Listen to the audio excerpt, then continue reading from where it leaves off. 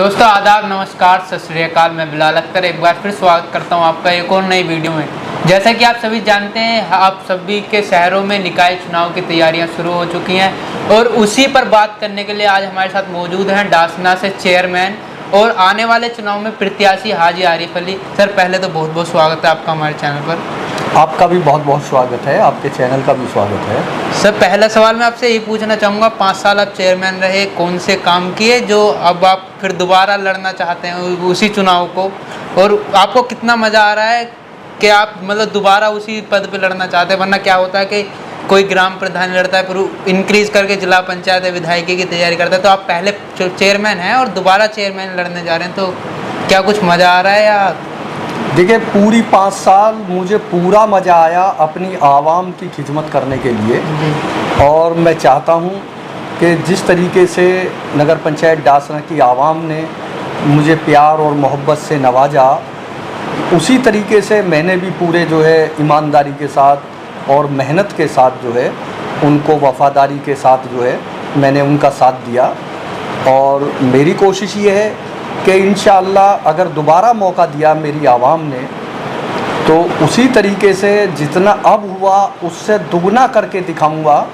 चूँकि पहली बार चेयरमैन हुआ था, हमारी वाइफ पहली बार चेयरमैन बनी, तो इसलिए जो है पहली बार में आदमी थोड़ा थोड़ा नया होता है, डरता है, तो जो सोचता है उसे ज़्यादातर कर नहीं पाता है। तो इंशाअल्लाह पूरी तरह से जो है आवाम ने मुझे तजर्बे के साथ जो है बहुत ही मतलब जो है निडर और मेहनती बना दिया है।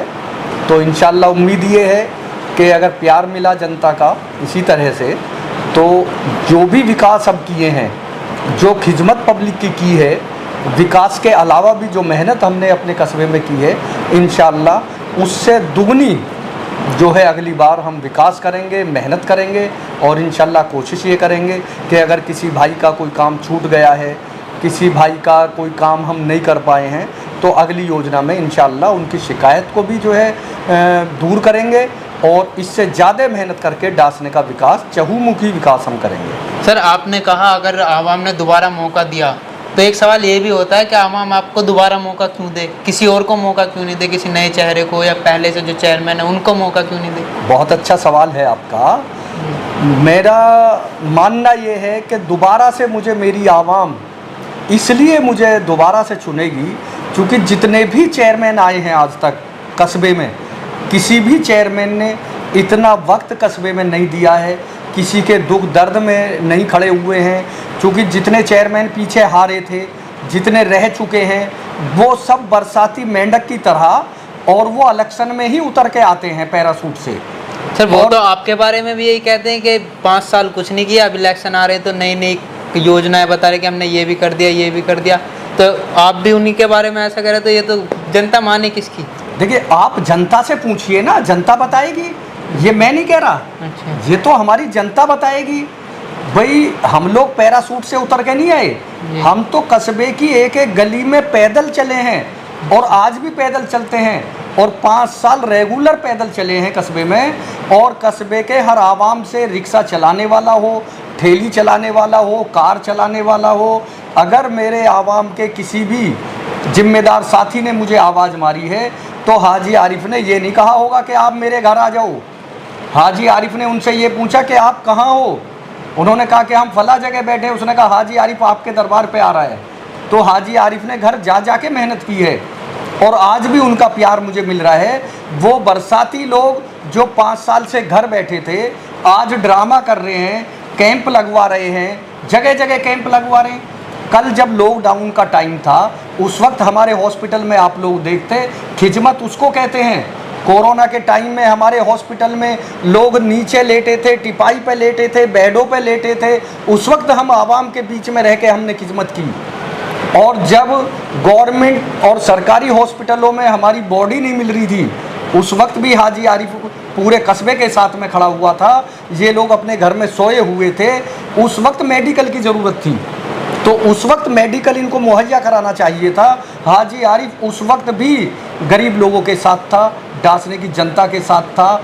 उस मेहनत को मेरी जो है मेरे कस्बे वाले, जो पूरा कस्बा बोल रहा है पूरी आवाम बोल रही है तो मेरी मेहनत को वो जाया नहीं जाने देंगे। ये तो सब लोग ढोंग कर रहे हैं, ये तो लोग जनता का बेवकूफ़ बनाने की कोशिश कर रहे हैं। लेकिन मेरी जनता इतनी समझदार हो चुकी है कि वो आज बिल्कुल ये तय कर चुकी है कि आप लोग कोई भी ड्रामा करो, कितना ही ड्रामा करो, चाहे कैंप लगवाओ, चाहे लोगों के हाथ जोड़ो, चाहे लोगों के पैर पकड़ो, ठीक है, कोई आपके बहकाए में आने वाला नहीं है। जनता ने ये तय कर लिया है कि हाजी आरिफ अली ही डासने की जनता का एक नंबर का व्यक्ति है और मेहनतकश है, वफादार है जनता के लिए, ईमानदार है।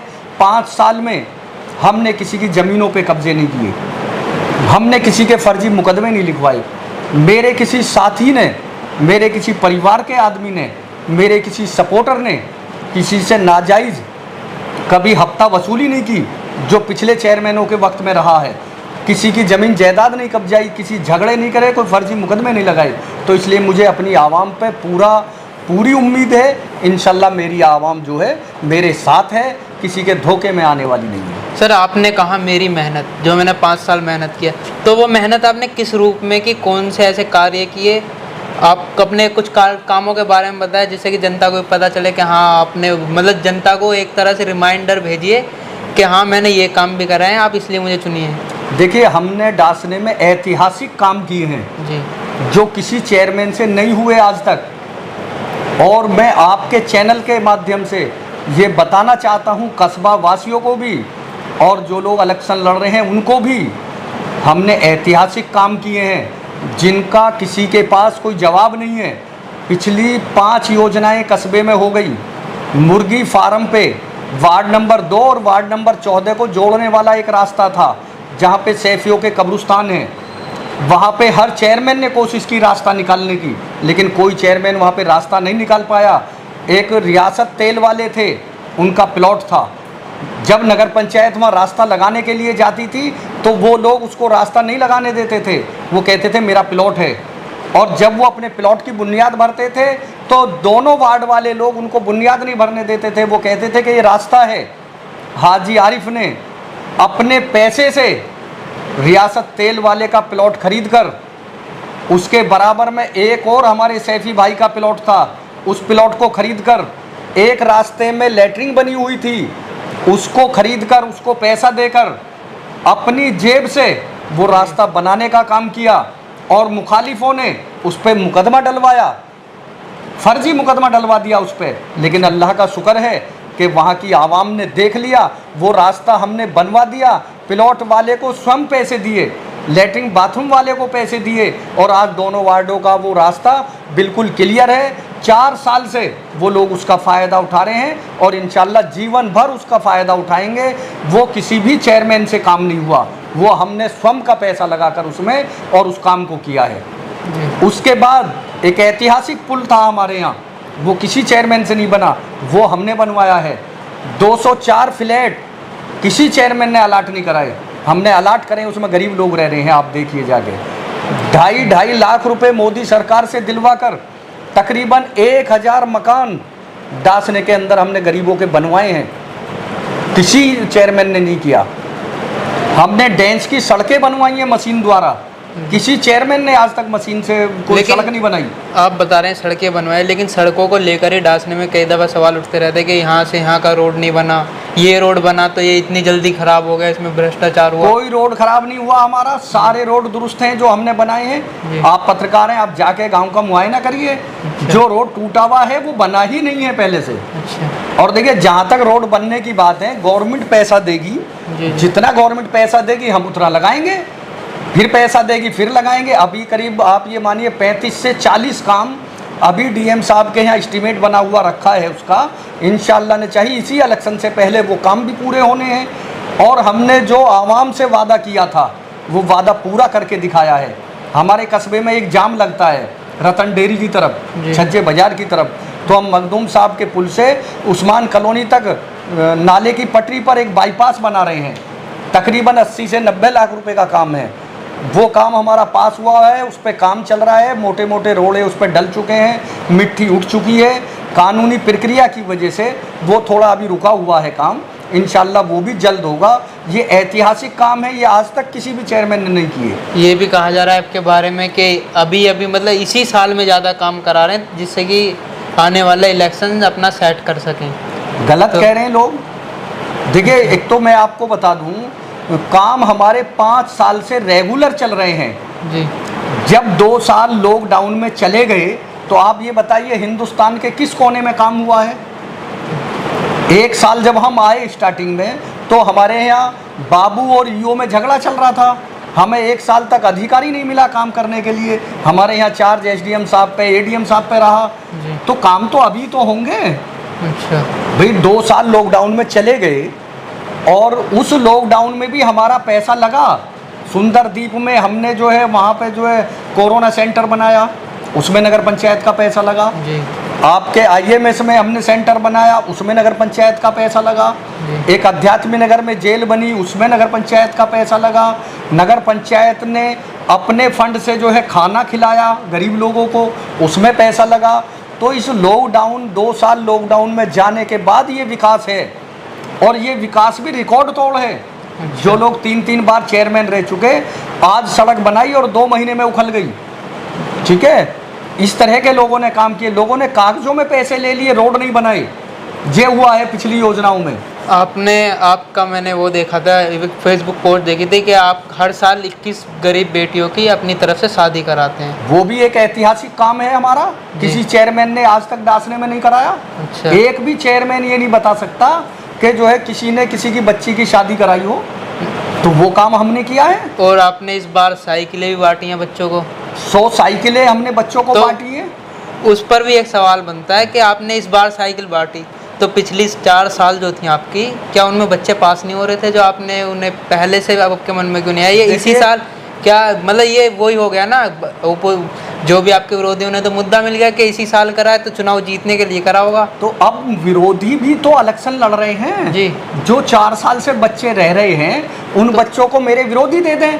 तो वो तो चेयरमैन नहीं है ना शहर के। अरे चेयरमैन के लिए कहीं से अलग फंड आ रहा है, मैं तो पर्सनल जेब से कर रहा हूँ। अच्छा, ये काम आप ये देखिए, शादियों का करना, रिक्शे बांटना, मयूरी बनाकर फ्री में महिलाओं के लिए चलाना, साइकिलें बांटना, गैस के सिलेंडर बांटना, बच्चियों को सिलाई की मशीनें देना, ये तो मेरी पर्सनल जेब का काम है। अच्छा। वो सब लोग तो मुझसे ज़्यादा मालदार हैं। अच्छा। मैं कब मना कर रहा हूँ, वो भी दें। अच्छा देखिए, अब इतने सारे काम आप खुद ही मुझसे सवाल कर रहे हैं, आप बता रहे हैं कि मैंने शादियाँ की हैं। इन लोगों के पास कोई जवाब नहीं है, और ये हमारी आवाम ने तय कर लिया कि जो हाजी आरिफ अली ने कस्बे के लिए कर दिया है, ये एक ऐतिहासिक काम है। अच्छा। और हमारे किसी भी काम का आज तक कोई भी कैंडिडेट जवाब नहीं दे पाया है। इतने काम मैं गारंटी से कहता हूँ आपको। देखिए, झूठ तो बोल सकते हैं ये लोग।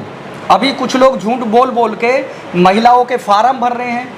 कोई कह रहा हम प्लॉट दिलाएंगे, कोई कह रहा हम फ्लैट दिलाएंगे, कोई कह रहा गैस के सिलेंडर दिलाएंगे। दिलाने में बहुत फ़र्क है। मैं दे चुका हूँ।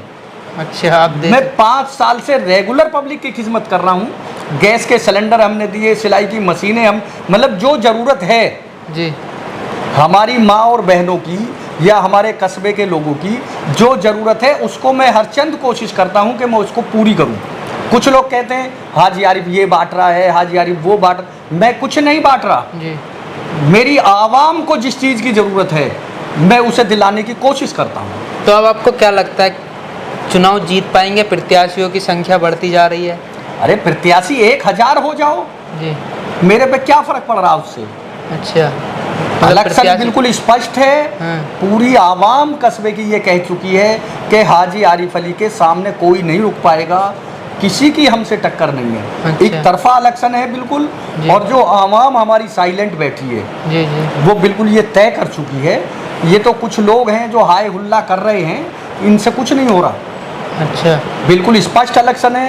पूरा कस्बा तय कर चुका है, इलेक्शन हाजी आरिफ के ही पक्ष में जाएगा, क्योंकि हाजी आरिफ अली पूरी 5 साल ईमानदारी के साथ कस्बे के अंदर रहकर कस्बे की जनता का काम किया है, और उसी का फल जनता मुझे देगी। तो ये थे हाजी आरिफ अली, आपने सुनी इनकी बातें। अगर आपको इस तरह की वीडियो या इस तरह के इंटरव्यूज़ पसंद आए तो वीडियो को करना लाइक, चैनल को करना सब्सक्राइब। अगर आप वीडियो देख रहे हैं फेसबुक पर तो पेज को करना फॉलो। मैं कैमरामैन जैद के साथ बिलाल अख्तर, धन्यवाद।